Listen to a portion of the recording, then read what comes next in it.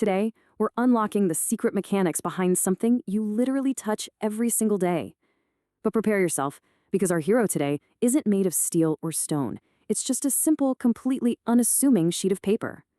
We're going to dive straight into the fascinating world of 3D art and discover exactly how artists turn a flimsy, flat surface into a robust, three-dimensional marvel. Okay, let's just jump right in with a classic challenge. I want you to mentally place a standard, totally flat piece of printer paper on the desk right in front of you. If I told you right now, make this piece of paper stand up, how would you do it? Oh, and here's the catch. You absolutely cannot use tape and you cannot use glue. If you just try to balance it on that impossibly thin edge, yeah, gravity's going to win immediately. It just flops right over. It sounds like a trick question, but it's actually this incredibly powerful exercise in both physics and art. So, the secret to solving this seemingly impossible puzzle, it actually isn't found in the material itself. I mean, paper is just paper. The real magic happens in how we apply foundational 3D art principles. See, a flat, lifeless piece of paper is entirely at the mercy of gravity, just resting peacefully and, honestly, uselessly on a desk. But a dynamically manipulated piece of paper, that can stand proud. By changing the paper's physical state, we actually unlock a structural integrity that was hiding there all along. To pull off this magic trick, we've got to build up our visual vocabulary. The exact moment we start messing with that paper, we are no longer dealing with just a sheet. We are creating a structure. Basically, a structure is a complex entity built or constructed from various parts. Even though we're only using a single piece of paper, by adding folds or bends, we're actually creating different geometric parts that interact with one another. We basically become architects, transforming raw material into a deliberate, designed entity.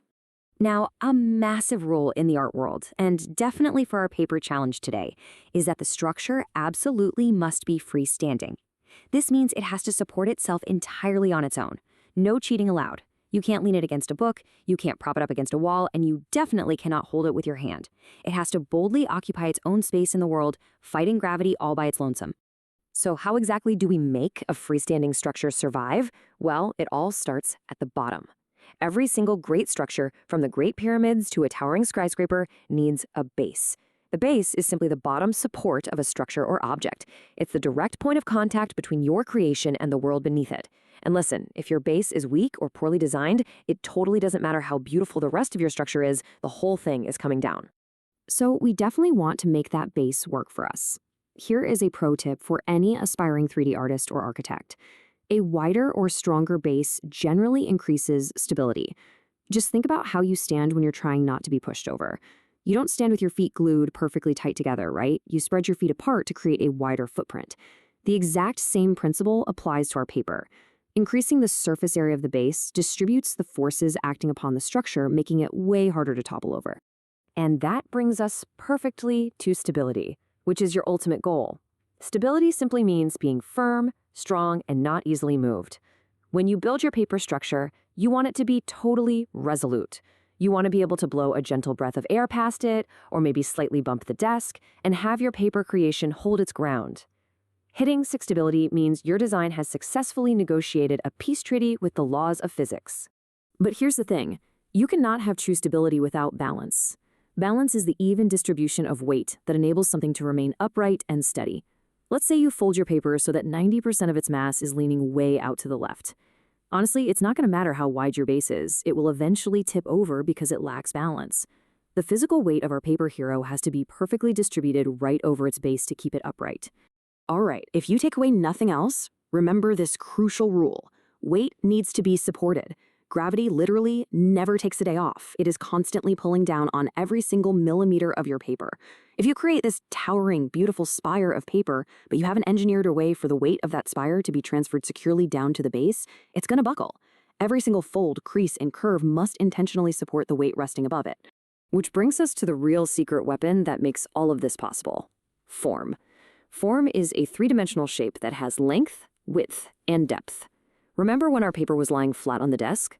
It effectively only had length and width. It was basically a 2D object trapped in a 3D world. But the absolute second we bend it, fold it, or curve it, we give it depth. We completely transform it from a flat 2D shape into a 3D form. And this brilliantly shows off the superpower of 3D art. Forms can strengthen a structure. Merely changing the shape of the paper drastically alters its physical capabilities.